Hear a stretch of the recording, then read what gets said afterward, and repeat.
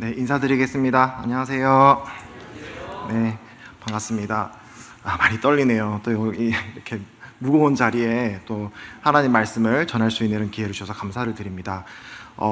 이제 근래 많이 진짜 여름처럼 된 것 같아요. 되게 날씨도 부쩍 더워지고 날씨도 습해지고, 그래서 이제 뭐 보시면 알겠지만 저같이 이렇게 좀 살집도 있고 또 몸에 이렇게 열이 많은 사람들은 이런 날이 굉장히 이제 그냥 조금만 걸어도 막 땀이 뻘뻘 나고 기운이 다 소진되는 그런 상황이지만, 또 이렇게 주님 주시는 은혜로 오늘 또 말씀, 기쁜 소식 전하면 참 좋겠다 생각이 듭니다.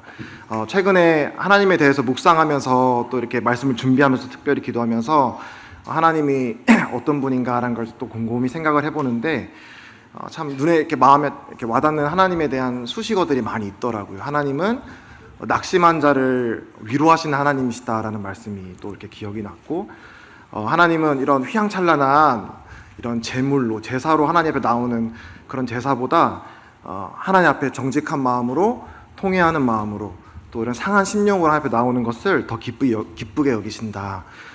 그래서 하나님은 정말 우리 사람과 다르셔서 정말 상한 갈대를 꺾지 않으시고 또 꺼져가는 심지를 끄지 않는 정말 인격적이시고 따뜻한 하나님이시다. 그래서 그런 마음으로 오늘 또 이렇게 말씀을 들으러 이 자리에 오신 분들에게 하나님이 또 분명히 또 은혜의 말씀으로 우리를 위로해 주시고 또 믿음을 새롭게 해주시리라 생각을 합니다. 오늘 본문은 로마서 5장입니다. 그래서 성경을 갖고 계신 분들은 이 로마서 5장 말씀을 함께 펴주셔서 또 하나님의 복음에 대해서 함께 우리가 또 생각해보고 나누는 그런 시간을 가지면 좋겠습니다. 로마서 5장 말씀입니다. 네, 안 계신 분들은 제가 또 슬라이드에 보이나요? 네, 슬라이드로 또 말씀을 띄워드릴 테니까 보시면서 같이 읽어주시면 감사드립니다. 네, 먼저 이제 5장 1절과 2절이 있는데 다 함께 한번 봉독해 주시면 좋겠습니다. 1, 2절 함께 읽어보도록 하겠습니다. 시작. 그러므로 우리가 믿음으로 의롭다 하심을 받았으니 우리 주 예수 그리스도로 말미암아 하나님과 화평을 누리자. 또한 그로 말미암아 믿음으로 서 있는 이 은혜에 들어감을 얻었으며 하나님의 영광을 바라고 즐거워하느니라. 아멘. 네. 이 지금 로마서를 쓰고 있는 이 저자는 이제 앞에 내용에 있는 내용, 그러므로라는 말씀으로 이제 요약을 하고 있어요. 결론을 지으면서 앞에서 쭉 말해왔던 것처럼 우리가 어떤 행위나 하나님 앞에서 우리가 외적으로 보여지는 것으로 하나님 앞에 의로워지는 게 아니라 무엇으로 의롭다 하심을 받았냐면 믿음으로 의롭다 하심을 받았다라는 것을 이제 결론을 내리고 있습니다. 이제 여기서 방점은 믿음입니다. 믿음. 우리가 하나님 앞에 어떻게 의롭게 설 수 있다? 바로 믿음으로 하나님 앞에 의롭게 설 수 있다라는 것에 이 글을 쓰고 있는 저자의 이제 이 강조점이 있다라고 보여집니다. 그래서 이제 이 이야기가 어디로 이제 다시 거슬러 올라가냐면, 이제 많은 기적을 행하던 나사렛 출신의 예수라고 불리던 한 인물의 이야기로 거슬러 올라갑니다. 이제 많은 사람들이 하나님의 선지자로 인식을 하고, 이분은 정말 놀라운 분이다. 이분이 가르치는 말씀, 이분이 행하시는 기적들을 볼 때 이분은 그냥 인간이 아니라 하나님이 보낸 분이심에 틀림이 없다라는 그런 아주 센세이션을 일으켰던 그런 인물이 이제 이스라엘에 등장을 했습니다. 그리고 예수님과 그 제자들은 이제 전했던 메시지가 바로 그 예수님이 바로 하나님이 이 인류를 구원하기 위해 이 땅에 보내신 구원자다라고 하는 메시지를 이제 알려주셨던 것이죠. 근데 이제 이 당시에 유대 지역을 관할하고 있던 AD 33년경에 로마 총독인 이제 폰티어스 필라투스라고 하는 실제 있었던 인물에 의해서 예수님이 법정에 서시고 이 로마 제국의 반역죄를 저질렀다라는 그 죄목을 뒤집어쓰고 십자가 처형을 당하게 됩니다.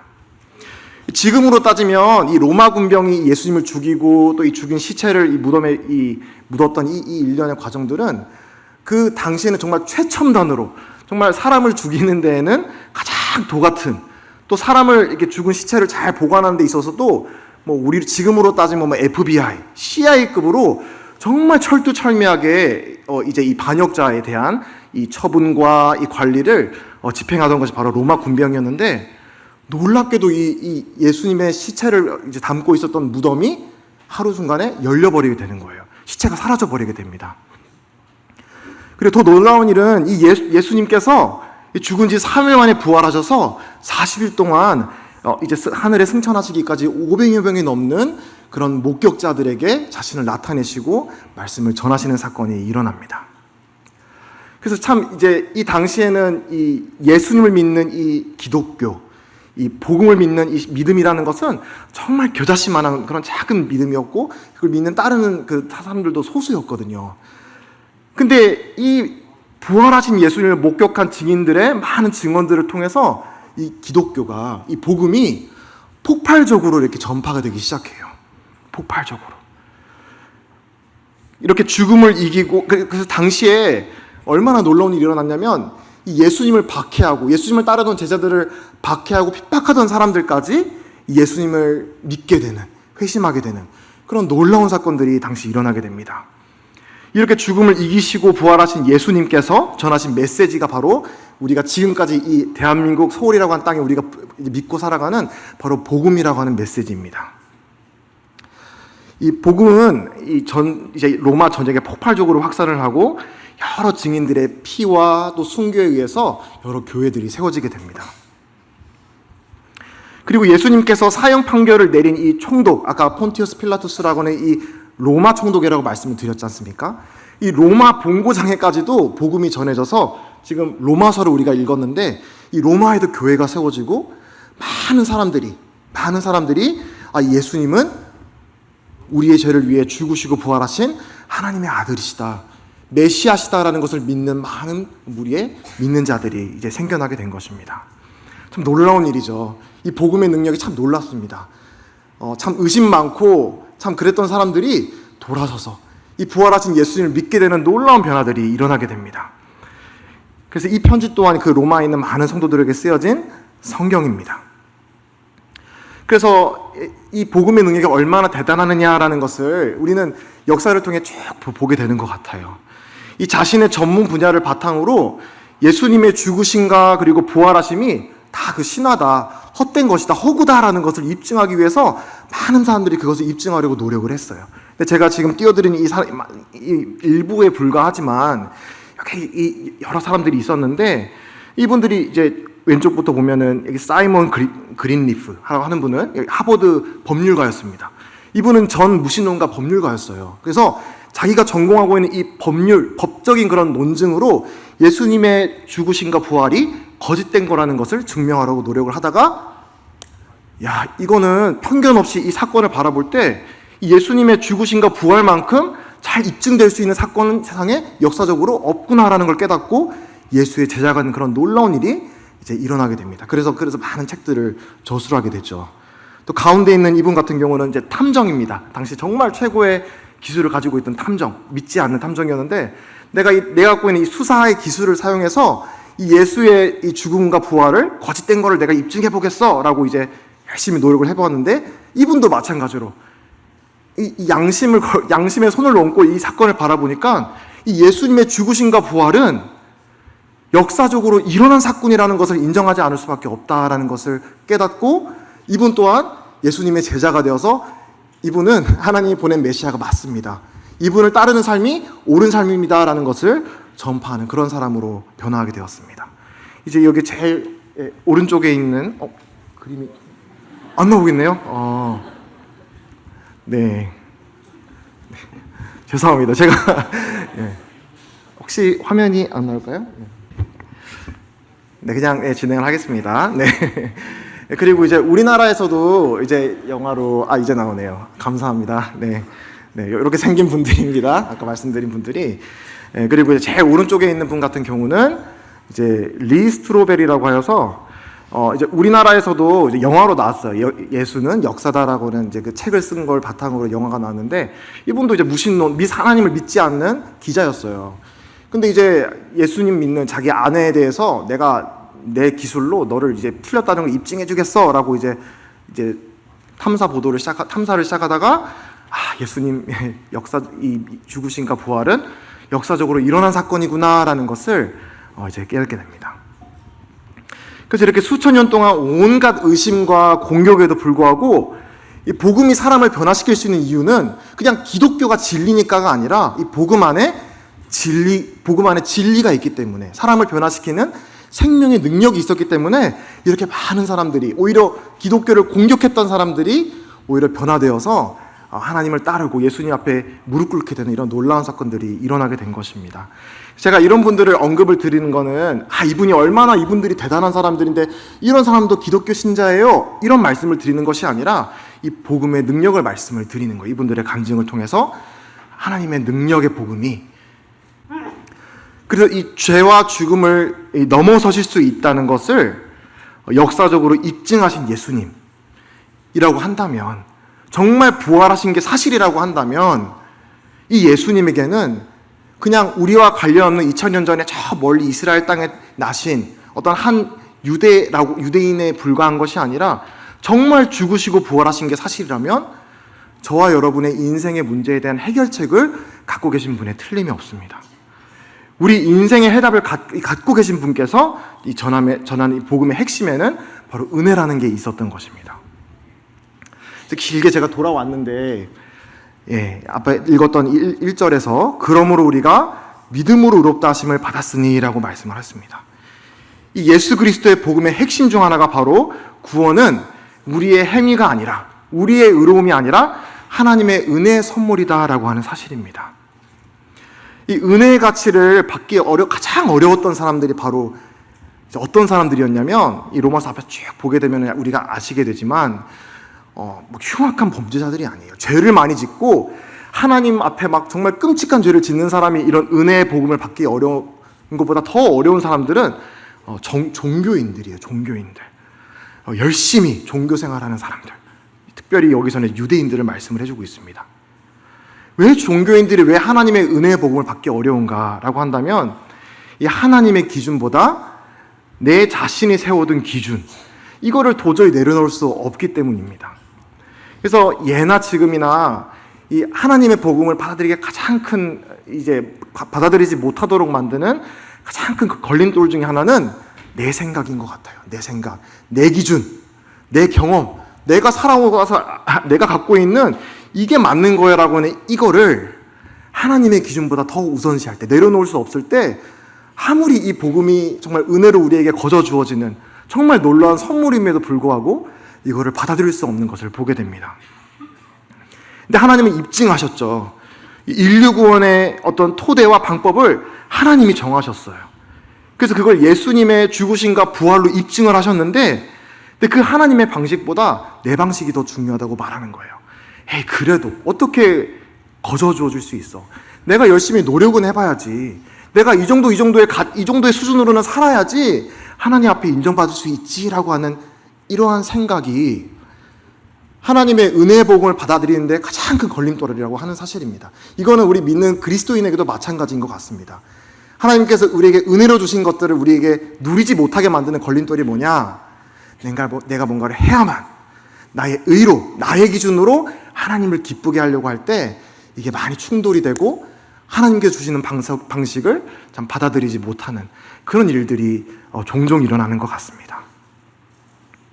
그런 유대인들에게 이 사도 바울은 이제 너희들이 지금 난 유대인이야, 난 이렇게 하나님 앞에서 의로운 삶을 살아라고 자부하는데, 너희들의 그 유대인의 조상인 아브라함의 예를 들어볼게.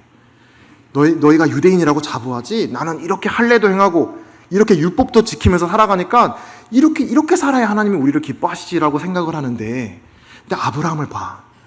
아브라함은 이 할례라고 하는 것이 주어지기도 전에, 또 율법이라는 것이 하나님께서 이스라엘 백성에게 주시기도 전에 하나님께서 아브라함에게 주신 언약을, 그 믿는 믿음을 보시고 아브라함을 의롭다 여기지 않았느냐.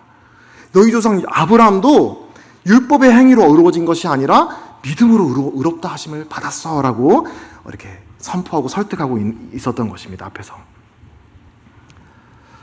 그래서 이렇게 믿음으로 의롭게 여겨진 이 구원의 결과에 대해서 이제 다음 표현에 이렇게 말씀을 하시죠. 우리 주 예수 그리스도로 말미암아 하나님과 화평을 누리자. 우리 주 예수 그리스도로 말미암아 하나님과 화평을 누리자. 이 믿음으로 의로워진 우리 삶에 나타난 놀라운 복음의 능력은 바로 하나님과 화평케 된 이 사실 안에서 나타난다라고 말씀해주고 있습니다. 화평. 화평은 이제 조화롭고 아마 평화로운 상태, 그런 관계를 말씀해 주는 것이겠죠. 그래서 하나님과 누리게 되는 이 화평이 얼마나 이제 소중한 것인지를 또 최근에 많이 개인적으로 느끼게 되었습니다. 이제 이 부분은 이제 우리 믿는 성도님에 관한 얘기가 되겠습니다만, 우리는 과연 여기서 하나님과 화평을 누리자라고 말씀을 하고 있는데, 우리는 얼마나 하나님과 화평을 누리고 있는가라는 그런 질문을 하게 됩니다. 이게 하나님과 화평을 뭐 하자라고 말씀을 하시고 있나요? 하나님과 화평을 누리자라고 말씀을 하십니다. 화평을 쟁취하자, 화평을 찾아보자, 아니면 언젠가 하나님과의 화평을 얻어내보자 라고 말씀하는 게 아니라 누리자라고 말씀을 하세요. 누린다는 건 뭐예요? 내가 가지고 있는 걸 누릴 수 있는 거죠. 여기 어떤 의미가 담겨 있느냐? 바로 믿음으로 의롭다 하심을 얻은 사람은 이미 하나님과 이 화평한 관계를 얻었다라고 말씀을 하시는 것입니다. 그래서 문제는 이거를 내가 어떻게 내 힘으로 얻어내느냐의 문제가 아니라, 믿음으로 의롭게 된 자들의 문제는 이걸 내가 누리냐 마느냐, 이게 이제 문제가 되는 거예요. 그래서 하나님과 본질상 원수되었던 우리의 원래의 신분, 이 복음 곳곳에서 말씀합니다. 우리가 종노릇하며 살아가고 있다라고 말씀하세요. 죄 아래에서 종노릇하며 살아가고 있고, 사망 아래에서 종노릇하며 살아가고 있고, 그리고 나의 이기적인 정욕에 대해서 종노릇하며 살아간다라고 말씀하십니다. 우리는 현대인들은 내가 자유인이라고 생각을 해요. 나는 내 마음대로 살아갈 자유가 있다고 생각하지만 그렇지 않습니다. 우리는 자유가 있다라고 착각을 하지만 그 자유를 어디에 사용하냐면 결국 이 하나님께 반하는 죄와 사망과, 그리고 우리 갖고 있는 이 욕심, 욕망, 이 정욕, 이런 것들을 섬기는데 우리가 종노릇하며 살아간다라고 말씀하고 있는 거예요. 근데 이제 구원받은 성도들은, 믿음으로 의로워진 성도들은 이것으로부터 이제 완전히 해방되어서 하나님과 거리낌 없이 나아갈 수 있는, 하나님과 아버지와 자녀의 관계로 회복된 사람들입니다. 그럼 이제 우리 하나님을, 이 거룩한 하나님을 언제든지 마음만 먹으면 하나님을 아버지, 아빠, 아버지라고 부르면서 나아갈 수 있는 그런 자녀들이 되었는데, 성도들이 되었는데, 그리고 그 하나님 안에서 우리가 엄청난 화평을, 평안을 누릴 수 있게 되었는데, 그 구원을, 그 영생을, 그 화평을 지금 나는 얼마나 누리고 있는가. 아마 여기 계신 분들, 많은 분들은 잘 누리고 계시리라 생각을 합니다. 그렇게 믿습니다. 문제는 제가 참 그렇게 누리지 못하는 저의 모습을 최근에 많이 발견하게 됐어요. 너무 당연한가다 보니까 제가 이걸 참 누리지 못하고 살아왔구나라는 걸 최근에 깨닫게 되었습니다. 최근에 이제 주님 은혜로 이제 개인적으로 이렇게 좀 교제할 일이 있었어요. 몇몇 젊은 분들이랑, 믿지 않는 젊은 분들이랑 좀 진지한 깊은 얘기를 나눌 그런 기회가 있었는데, 근데 뭐 제가 만난 분들이 특별히 더 그런 상황이어서 그런지 모르겠지만, 좀 놀랐던 게 요즘 젊은 사람들이 많이 심취해 있는 게 있어요. 많이 빠져 있는 게 있는데, 뭐냐면 이제 명상 아시죠? 명상, 뭐 마음 챙김, 또 좀 더 깊이 나가면 뭐 수행, 침묵 수행, 뭐 이런 거, 이렇게 프로그램들이 있거든요. 젊은 사람들이 굉장히 이런 거에 많이 빠져 있죠. 많이 그거에 이렇게 심취해 있습니다. 그리고 제가 이제 찾아봤어요. 그런 프로그램들이 있거든요. 이렇게 자기 심신을 수양하고 내적인 그런 평안을 찾고 이런 프로그램들이 있는데 엄청 세련돼요. 정말 막 되게 이렇게 촌스럽지 않습니다. 엄청 세련되게 어떤 정말 고상한 삶을 만들기 위한 그런 프로그램들이, 불교라던가 이런 것들을 통해서 많이 이렇게 젊은 사람들이 이렇게 거기에 심취하며 살아가고 있습니다. 제가 만난 분들도 이제 그런 얘기를 하는 거예요. 그래서 뭐 어떤 종교를 믿으세요? 뭐 어떤 믿음이 있으세요?라고 물으면 그렇게 대답을 하는 거예요. 저는 불교를 믿습니다. 저는 뭐 특별히 종교는 없는데 어떤 영적인 거는 믿습니다라고 하면서 이렇게 그런 명상, 그런 수행, 이런 것들을 말씀을 하는 걸 들었습니다. 예전에는 이제 그런 명사 이런 거에 이렇게 심취해 있는 분들의 얘기를 들으면 왜 저런데 왜 빠질까? 참 이해가 안 되네, 이런 생각을 가졌었거든요. 근데 최근에 이제 그런 얘기를 들으면서 좀 주님께서 깨닫게 해주시는 부분이, 사람들이 이거에 대해서 정말 갈증이 있구나.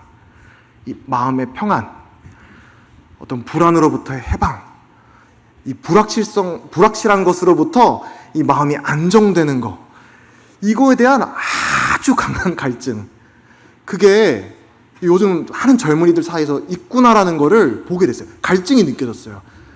저희도 있잖아요. 그렇죠? 우리 사람의 공통된 갈증이고 추구인 것 같아요. 이 마음의 평안, 마음이 안정되고 싶고 뭔가 내 마음을 쿠쿠니 붙잡을 수 있는 그 무언가에 기대고 싶은 그런 욕구가 요즘 사람들 많이 있는 거예요. 이 시대가 많이 부유해지고 부족함이 없어진 이런 것들이 필요가 없을 것 같지만 오히려 요즘 사람들이 더 돈 잘 벌고 뭔가 사회적 지위가 있는 사람들이야말로 이런 명상이나 이런 것들에 더 빠져 있거든요. 정말 많이 여기에 심취해 있는데 근데 이거에 대해서 사람들은 이제 불안감을 가지고 있는 것입니다. 평안에 대한 추구가 있는 것입니다. 그래서 우리 모든 사람에게 있는 이 마음의 평화와 또 마음이 기쁘면 좋겠다라는 이 기쁨을 향한 깊은 갈증과 이 추구가 있다라는 것을 참 최근에 많이 이렇게 느끼게 되었습니다. 근데 이제 명상하신 분들의 얘기를 들어보면 다 틀렸다라고 말할 수 있는 건 아닌 것 같아요. 실제로 그 명상하시고 이런 것들 얘기를 들어보면 삶에 대한 좋은 태도들이 있어요. 그런 지혜가 있고 뭔가 절제하고 뭔가 삶의 균형을 찾고 이거 좋은 거잖아요. 그렇죠? 나쁜 게 아닙니다. 그런데 적어도 제가 만나서 이런 얘기에 대해서 얘기를 해서 물어봐서 들은 얘기로는 공통점은 누구도 이런 수행이라던가 이런 명상을 통해서 내가 도달하고자 하는 그 목적에 도달했다라고 말하는 분은 단 한 사람도 만나지 못했습니다. 단 한 사람도. 나는 이제 어떤 것에서도 흔들리지 않는 정말 완전한 평안에 도달했다라고 말하는 사람은 단 한 사람도 만나지 못했습니다. 오히려 최근에 만난 그런 분들이 솔직히 얘기하더라고요. 이렇게 해서 내가 내 마음의 그런 고요함을 추구하지만 정말 힘들다. 거의 불가능한 게 아닌가라는 생각이 든다. 내가 열심히 새벽에 일어나서 명상하고 자기 전에 이렇게 하지만 마음의 이 평안을 지키는 것은 너무너무 어렵고 힘들다라고 말하는 것을 듣게 되었습니다. 근데 여기에 결국 복음과 이 복음이 아닌 것들의 이 차이점이 있다라고 생각이 듭니다. 우리가 앞에 로마서에서 읽은 이 구절을 잘 살펴보시면 여기 이게 빨간색으로 제가 표시한 이 구절들을 한번 살펴보십시오. 여기에 우리가 믿음으로 의롭다 하심을 받았다라고 말씀을 하십니다. 그리고 우리가 믿음으로 서 있는 이 은혜에 들어감을 얻었다라고 말씀을 하세요. 우리 이 평안과 기쁨의 삶을 위해 필요한 모든 원천은 내 안에서 어떻게 막 수련을 해가지고 내 안에서 어떻게 끄집어내는 것이 아니라 이 복음에서 전하고 있는 것은 하나님께서 우리에게 주시는 거라고 말씀을 하세요. 은혜로. 그래서 행복한 삶은 우리에게 주시는 것은 누구의 몫이라고 복음에서 말씀하냐면 하나님의 몫이라고 말씀을 하십니다. 우리에게 주어진 몫은 그 선물을 믿음으로 받아들이는 것이라고 말씀을 하시는 것이죠. 그리고 이제 파란색 글자로 표시된 걸 보시면 그래서 우리는 이제 받는 거예요. 그리고 이제 우리에게 주어진 몫은 하나님과의 화평을 누리는 거. 그리고 하나님의 영광을 바라고 즐거워하는 거. 이게 우리 사람에게 주어진, 믿는 사람에게 주어진 몫이라고 하는 거예요. 언젠가 도달할 수 없는 막 이렇게 열심히 그 득도의 경지에 이르기 위해서 끊임없이 이렇게 내 삶을 이렇게 바치려고라고 하는 것이 아니라 이 평안의 완전한 평강의 삶, 그리고 기쁨의 삶을 하나님께서 은혜의 선물로 우리에게 주셨다라고 말씀합니다. 그걸 우리는 누리면 된다라고 말씀을 하시는 겁니다. 그래서 우리가 한번 생각해 보시면 누군가 이 통장 잔고에 막 수백억 원의 그런 재산이 이 통장 잔고에 있는 사람이 있다라고 생각을 해봅시다. 근데 이 사람이 자기 통장 잔고에 있는 이 돈을 누리지를 못하고 맨날 쫄쫄 굶어 다니고 늘 이렇게 표정 어두워져 있고 그렇게 살아가는 그런 사람을 본다라고 한다면 우리 어떤 마음이 들까요? 너무나 안타깝지 않겠습니까? 그렇죠? 아니 저렇게 많은 거를 두었다가 왜 누리지도 못하고 쓰지도 못하고 왜 저렇게 힘들게 살아가야만 하지? 참 안타깝네 라는 그런 생각이 들지 않겠습니까? 근데 하나님 안에서 기뻐하지 못하고 평안하지 못한 우리 그리스도인들이 바로 그와 같은 상황에 있다라고 말씀을 드릴 수 있을 것 같아요. 그러나 적어도 우리 믿는 사람에게는 그것을 누릴 수 있는 것, 적어도 믿는 사람이라면 그것을 누릴 수 있는 것을 은혜로 소유하고 있다는 사실에는 변함이 없습니다. 이 말씀 구절처럼 나의 영적인 통장 잔고를 볼 수 있는 믿음만 있다면 우리 믿는 사람은 언제든지 은혜 가운데 하나님이 주시는 이런 평화와 기쁨을 누릴 수 있다고 말씀하십니다. 이와 반면에 하나님 배제된 그런 세상의 방식들은 이 겉으로는 아무리 세련돼 보이고 화려해 보일지라도, 그리고 매력적으로 보일지라도 그 안에는 참된 평화와 기쁨이 없다라고 하는 것입니다. 조금 지나치게 단순해하면 세상에는 이 삶의 의미와 목적을 바라보는 이 두 갈래 길이 있다라고 말씀드릴 수 있을 것 같아요. 하나는 다 이루어라라고 하는 삶인 것입니다. 또 하나는 다 이루었다라고 하는 삶이 있는 것입니다. 이 세상에는 많은 종교들이 있습니다. 그렇죠? 많은 종교들, 많은 믿음들이 있는데, 근데 결국 이 인간이 만들어낸 모든 종교의 공통점을 찾아낸다라고 한다면 바로 여기 1번에 해당하는 너가 해라라고 하는 것입니다. 유대교는 이런 할례와 율법을 지켜 행하면 그러면 하나님이 너를 참 백성으로 받아주시고 이제 인정해 주실 거야. 힌두교는 그런 카르마, 업보를 따라서 좋은 현세를 살면 좋은 내세가 기다리고 있고, 나쁜 현세를 살면 나쁜 내세가 기다리고 있고, 인과관계, 그렇죠? 너가 지금 어떻게 사느냐가 너의 내세를 결정짓는다. 불교도 말씀드렸다시피 나를 비우고 끊임없이 수행을 하다 보면 언젠가는, 언제가 될지 모르겠지만 언젠가는 이 부처의 경지에 도달할 수 있게 돼. 극락에 갈 수 있을 거야. 교회라고 자유로울까라고 했을 때 그렇지 않은 것 같아요. 우리 교회라는 건물 안에 있는 사람이라고 거기에 자유롭지 않은 것 같아요. 카톨릭 같은 경우도 여러 성례를 지키고 살아야만, 그래야만 하나님 은혜 안에 머무를 수도 있다, 이렇게 가르치는 그런 경우도 있거든요. 또 이 개신교의 경우도 이런 봉사 저런 봉사 선행을 행하고 예식들을 지켜야만 너가 하나님 앞에 천국 갈 수 있다라고 그걸 말하는 사람이 있는 것입니다. 그래서 단순히 이거를 그냥 종교의 타이틀을 가지고 우열을 가리는 게 아닙니다. 우리는 기독교니까 옳고 너희는 타 종교니까 틀렸다라고 하는 것이 아닙니다. 이 믿는 믿음이 진리 위에 서 있는가, 정말 참된 생명 위에 서 있는가, 그게 바로 이제 문제가 되는 것이죠. 그래서 어찌 보면 열심히 그리고 착하게 살아보려고 하는, 그렇게 노력하는 것은 지극히 이제 우리 본성과 부합한 것이라고 말씀을 드릴 수 있을 것 같아요. 그런 의미에서 은혜는 우리의 본성을 거스릅니다. 하나님께서 우리에게 이런 평화와 이 구원을 그냥 거저 선물로 주신다라고 하는 것, 믿음만 있으면 이걸 받을 수 있다라고 하는 것은 열심히 살아야지라고 하는 우리의 본성을 거스르는 것입니다. 하지만 복음의 메시지가 특별한 이유는 이런 우리를 지으신 창조주의 기준에 미치지 못하는 모든 사람을 위해 하나님께서 저와 여러분 대신에 다 이루어내셨다라고 말씀하시기 때문입니다.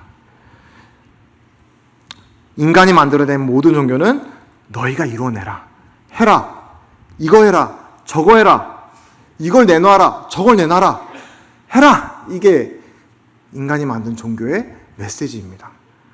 하지만 하나님의 솔루션은, 이 복음을 통해 나타난 하나님의 솔루션은 우리에게 해라고 하시는 것이 아닙니다.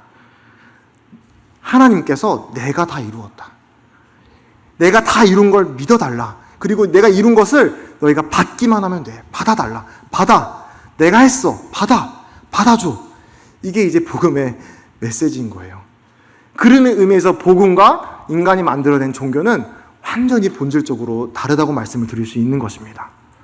이 다 이루었다라고 하는 말씀도 우리 예수님께서 십자가에 달리셨을 때 외치신 말씀이셨습니다. 이 십자가에 달리셨을 때 다 이루었다는 말씀을 하시고 돌아가셨거든요.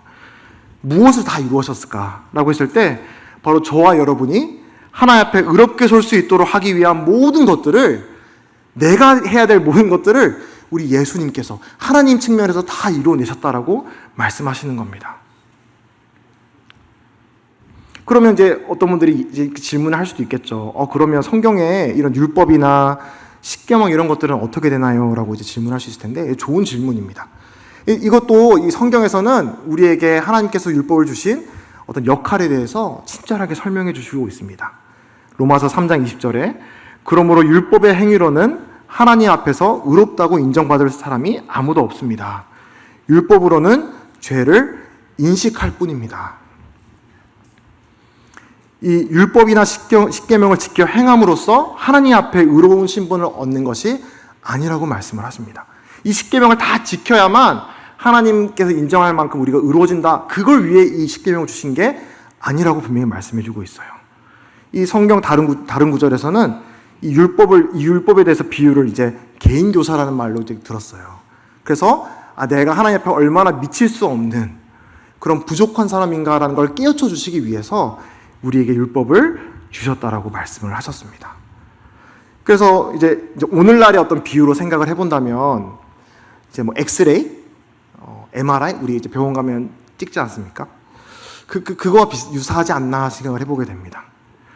우리 MRI나 엑스레이를 찍으면 이제 우리 몸 안에 있는 이런 잘못된 고장난 부분들을 이제 발견할 수 있게 되잖아요.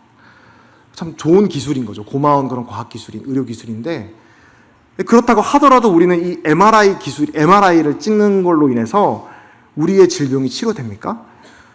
아니죠. MRI로 우리 질병이 치료되는 게 아닙니다. 엑스레이를 찍는다고 골절되었던 뼈가 낫는 게 아닙니다. 이런 MRI와 엑스레이는 암과 같은 질병을 발견하는 거예요.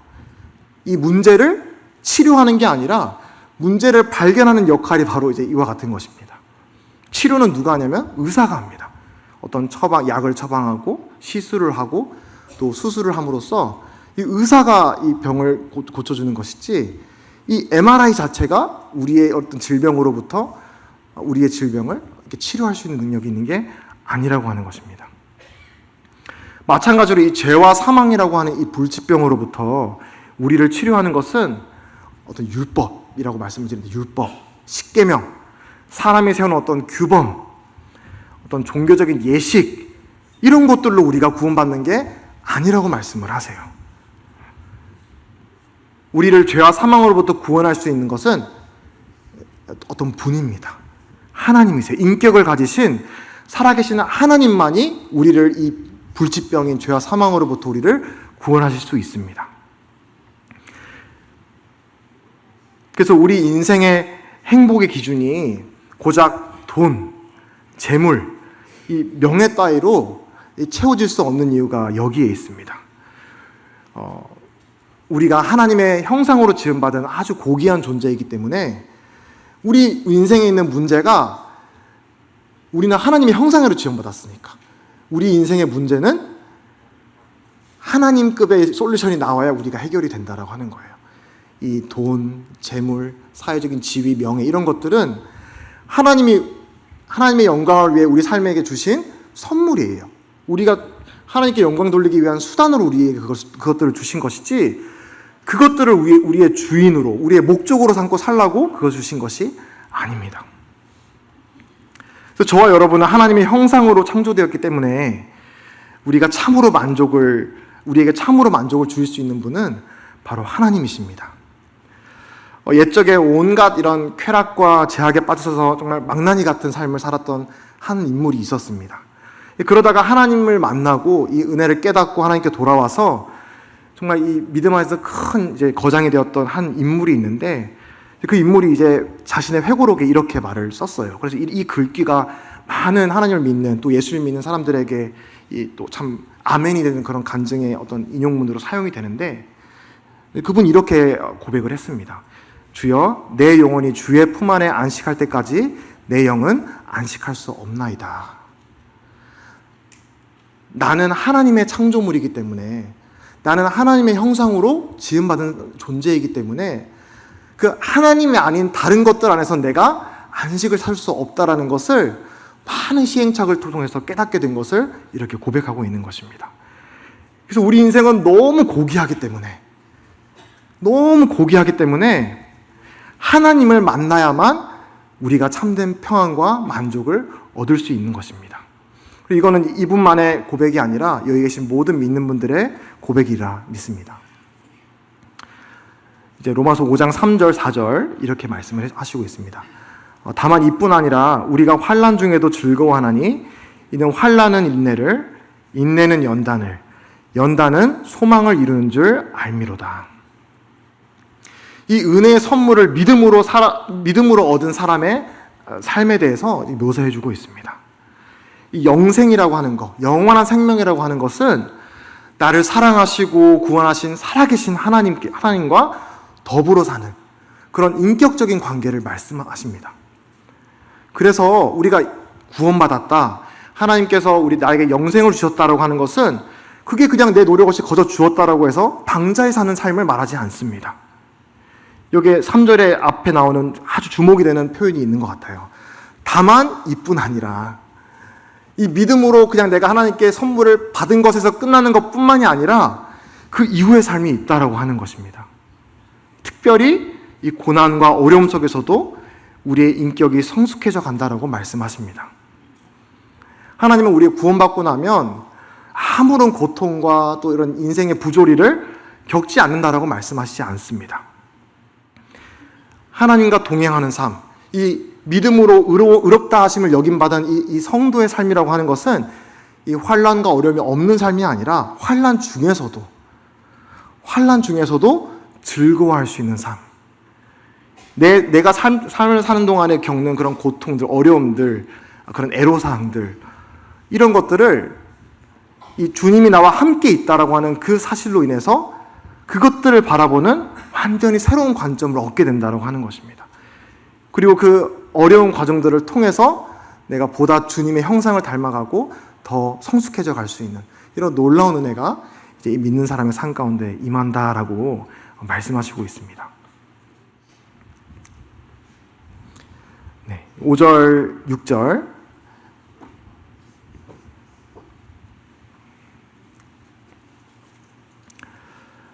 소망이 우리를 부끄럽게 하지 아니함은 우리에게 주신 성령으로 말미암아 하나님의 사랑이 우리 마음에 부음바 됨이니 우리가 아직 연약할 때에 기약대로 그리스도께서 경건하지 않는 자를 위하여 죽으셨도다.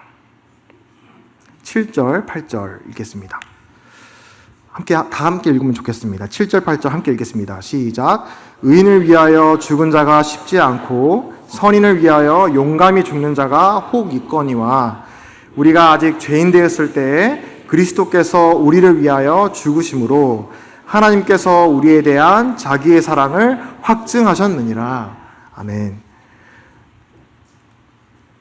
우리가 어려움을 겪더라도 우리 믿음 안에 있는 사람들이 이 소망을 붙들 수 있는 이유를 여기서 아주 강력하게 선포해주고 있습니다. 이 다사다난한 그런 세상 풍파 속에서 어떤 재물, 사람에게 우리가 소망을 줄 수 없는 이유는 그 재물과 사람이 주는 안정감은 너무나 변덕스럽고 그리고 일시적이고 그리고 자기중심적이기 때문입니다. 조금만 조건이 안 맞으면 나에게 있다가도 없어지고 나에게 호의적으로 다가오다가도 또 등을 돌아서는 그런 게 이런 물질, 사람으로부터 오는 그런 안정감인 것 같아요. 이 경험을 통해 많이 배워가는 것 같습니다. 근데 어떤 일이 있어도 하나님께 둔 소망이 우리를 실망시키지 않는 이유가 어디에 있느냐? 여기 말씀하시고 있죠. 우리가 아직 연약할 때, 우리가 아직 죄인 되었을 때에 하나님께서 우리를 향한 사랑을 예수님의 십자가를 통해 확증하셨기 때문이라고 말씀하십니다. 저와 여러분이 구원받고 얼마나 잘 이렇게 신앙생활을 하느냐 이걸 점검하고 하나님이 사랑을 베푸신 게 아니라 우리가 아직 연약할 때, 우리가 아직 죄인 되었을 때, 태어나기도 전에, 하나님을 찾기도 전에, 내가 하나님을 등지고 있는 이 순간까지도 하나님은 저와 여러분의 어떠함을 보시고 이 사랑을 베푸신 것이 아니라 조건 없이, 우리의 어떠함과 상관없이 우리가 아무것도 아닐 때 그때 사랑하시는 독생자 예수님을 십자가에 달리게 하심으로 하나님의 사랑을 확증하셨기 때문에 나의 어떠함과 상관없이 베푼 사랑이니까 앞으로 내가 좀 연약한다 하더라도 하나님이 사랑을 취소시키실까요? 아니에요. 이걸 통해 우리가 알 수 있는 거예요. 그 2000년 전에 그 역사적으로 입증된 예수님의 죽으심과 부활하심이 그걸 입증하고 있는 거예요. 이 세상에서 아무리 세련돼 보여도 거기에는 우리가 소망을 둘 수 있는 참된 근거가 없다라고 하는 것이에요. 근데 우리가 두는 이 소망의 근거는 그 예수님의 십자가와 부활 안에 있는 것입니다. 내가 아직 하나님을 믿기도 전에, 내가 하나님을 알기도 전에 하나님이 내가 너를 이만큼이나 사랑해라는 것을 입증시켜 주신 거예요. 그러니까 얼마나 이게 우리가 정말 소망이 됩니까? 그죠? 내가 어떻다고 해서 하나님이 이 사랑을 거두어 가실 일이 없지 않습니다. 그렇죠? 우리가 아직 연약할 때, 우리가 죄인 되었을 때 베푸신 사랑이기 때문에. 그래서 하나님이 나를 사랑한다는 증거를 대보시오라는 사람이 라고 한다면 하나님이 이런 답을 주시고 있는 거예요. 그 하나님이 보이시는 우리에 대한 사랑의 보증수표의 어떤 사인은 하나님의 아들의 피. 우리가 아직 하나님을 알지 못할 때, 경건하지 않을 때, 그때 하나님 베푸신 사랑이 우리가 이 주님 만나는 그날까지 붙들 수 있는 가장 안정된, 절대 변하지 않는, 우리를 절대 실망시키지 않는 소망이 바로 거기에 있는 것입니다. 이제 8절에 이제 우리말 번역은 조금 이제 순서가 다릅니다만, 이제 영어 번역에서는 그러나 하나님께서는 이라는 이제 표현으로 시작이 됩니다. 이 표현은 제가 성경에서 너무너무 좋아하는 표현이에요. But God. 그러나 하나님은, 시간 관계상 다 읽진 않겠습니다. 근데 이제 But God. 그러나 하나님은 이란 표현은 이 성경의 많은 이야기 속에서 하나님이 일으키시는 이런 반전의 역사를 기술할 때 사용된 표현입니다.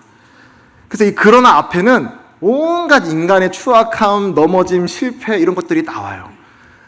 그런 것들이 나오는데, 근데 하나님께서 그것을 뒤집어 엎으시면서 그러나 하나님은, 그럼에도 하나님은 구원을 베푸시고 사랑을 베푸신다라는 말씀을 하시고 있습니다. 그래서 그러나 앞에 하나님 앞에 나오기 힘든 그런 구실들이 수만 가지가 나열되어 있다고 할지라도, 그러나 하나님은 이 뒤에 나오는 내용, 하나님께서 작정하신 우리를 향한 사랑, 우리를 향한 긍휼, 은혜를 막을 수 있는 것은 그 무엇도 없다라고 하는 거예요. 이게 우리 이 복음의 능력입니다. 이 구원받은 사람이 내가 잘나서 구원받은 게 아니라 이 But God 앞에 있는 많은 연약들이 있음에도 불구하고 마음이 깨어지고 그리고 상하고 이 통회함이 일어나는 그런 많은 그런 넘어짐들이 있다라고 할지라도 하나님 앞에 나오면 하나님께서 그 영혼을 일으켜 주신다라고 하시는 것입니다. 그래서 어느 한 부자 청년이 내가 어떻게 하면 영생을 얻을 수 있겠습니까? 라고 하는 내가 어떻게 하면 영생을 얻을 수 있겠습니까? 라는 질문으로 예수님께 나온 그런 복음서의 내용이 있습니다. 그런데 이제 예수님의 얘기를 듣고 마음이 어려워하면서 떠나버려요. 안타깝게도. 근데 그 부자 청년의 이야기가 끝난 다음에 이제 남아있는 제자들이 너무 어렵습니다. 저런 사람도 구원을 못 받는데 이 영생 이거는 정말 어떻게 얻어낼 수 있는 것입니까? 참 어렵습니다. 라는 이런 그런 말을 하니까 우리 예수님께서 제자들에게 하신 말씀이 참 떠오릅니다. 사람으로는 할 수 없으되 하나님으로는 그렇지 아니하니 하나님으로서는 다 하실 수 있느니라. 이 바로 구원이라는 게 여기에 능력이 있다라고 좀 믿습니다. 우리의 힘으로는 할 수 없는 것인데 이 하나님 앞에 이 통회하고 깨어지고 넘어진 그 모습 그대로 하나님 앞에 나오게 될 때 하나님께서는 하실 수 있는 것, 하나님께서는 우리에게 이 구원의 선물을 주실 준비가 되어 있다라고 하는 것을 믿는 것이 바로 이 하나님의 이런 화평을 누리는 가장 중요한 첫걸음이지 않나 생각을 하게 됩니다. 8절 다시 읽겠습니다. 우리가 아직 죄인 되었을 때 그리스도께서 우리를 위하여 죽으심으로 하나님께서 우리에 대한 자기의 사랑을 확증하셨느니라. 그래서 여기 계신 모든 분들이 믿는 분도 계시고 그렇지 않은 분도 계십니다만 이 우리 마음 가운데 하나님의 사랑을 다시 확인하고 또 이 5절에 보시면은 이 하나님의 사랑을 우리 마음 가운데 부어주시고 확증시켜 주시는 그 주체를 누구라고 말씀하시냐면 성령님이라고 말씀을 하시거든요. 성령님을 통해서 우리 마음 가운데 이 하나님의 변하지 않는, 우리가 소망을 두어도 우리가 절대 실망할 일이 없는 이제 우리가 누리기만 하면 되는 그 하나님의 화평, 하나님의 사랑, 이거를 우리 마음 가운데 성령님을 통해서 우리가 확증받고 다시 마음이 새로워지고 하면 참 좋겠다 기도하는 마음을 갖게 됩니다. 이 하나님의 사랑이 어디에 나타났다고요? 이 십자가에 달린 예수님 안에서 나타났다라고 말씀을 하십니다. 그래서 여기 계신 모든 저와 여러분 모두가 이 십자가에 달린 예수님을 주목하기를 바랍니다. 이 시간 그 예수님께서 왜 그 골고다 언덕 십자가 위에 달리셔야만 했는가? 거기에서 신음하시고 다 이루었다라고 선포하신 그 예수님의 그 음성에는 어떤 의미가 있는가? 그게 나랑 지금 어떤 관련이 있는가?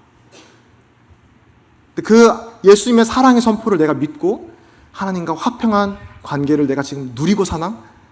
그 억만장자 수백억 원을 통장 잔고에 쟁여두고 쫄쫄 굶으면서 얼굴 어둡게 살아가는 그런 비참한 그런 사람처럼 살고 있지는 않은가? 나에게 얼마나 많은 영적인 신령한 복들이 나에게 이미 주어졌는데, 하나님이 은혜로 이미 주셨는데 그걸 나는 지금 얼마나 누리고 있나? 난 그걸 발견했나? 라고 하는 그런 질문들을 우리 스스로에게 해보고, 하나님은 그거를 지금 주실 준비가 되어 있다고 말씀하세요. 문제는 저희예요. 우리예요. 우리가 믿음으로 하나님의 은혜 안에 서지 못하기 때문에 그걸 누리지 못하는 것이지, 하나님은 믿음으로 나오는 모든 사람들에게 이 선물을 주실 준비가 되어 있다라고 지금 확증하셨다고 말씀하시지 않나요? 하나님은 확증하셨어요. 하나님 측면에서는 이제 우리가 오기만 하면 됩니다. 하나님 앞에 마음을 열고, 하나님, 이런 선물을 저에게 주셔서 감사합니다. 이런 누릴 수 있는 큰 화평과 즐거움을 저에게 허락해 주신 주님 감사합니다. 이걸 누릴 수 있도록 해주세요 라고 하는 기도를 각자가 드리시면 참 좋겠다. 십자가에 달린 예수님, 또 우리 부활하신 예수님의 약속, 이런 것들을 우리 마음 가운데 되새기면서 우리 하나님의 화평을 누리는 저희가 되면 좋겠습니다. 기도하고 마무리하겠습니다. 아버지 하나님, 복음으로 인해 감사합니다. 저희는 죄와 허물로 죽어서 하나님을 찾지도 하나님을 깨닫지도 못한 그런 자들이었는데, 하나님께서 저희를 불쌍히 여기시고 또 긍휼히 여기셔서 가장 사랑하는 독생자 예수님을 저희 가운데 보내주시고, 오늘 읽은 말씀처럼 우리가 죄인 되었을 때, 우리가 연약할 때 하나님의 사랑하시는 아들 그 십자가의 죽으심을 통해서 하나님은 저희를 얼마나 사랑하시는지를 확증하셨다는 말씀을 주셨습니다. 이 하나님의 사랑의 선포를 믿을 수 있도록 도와주시기를 기도드립니다. 감사드리며 이 모든 것 주 예수 그리스도 이름으로 기도드렸습니다. 아멘.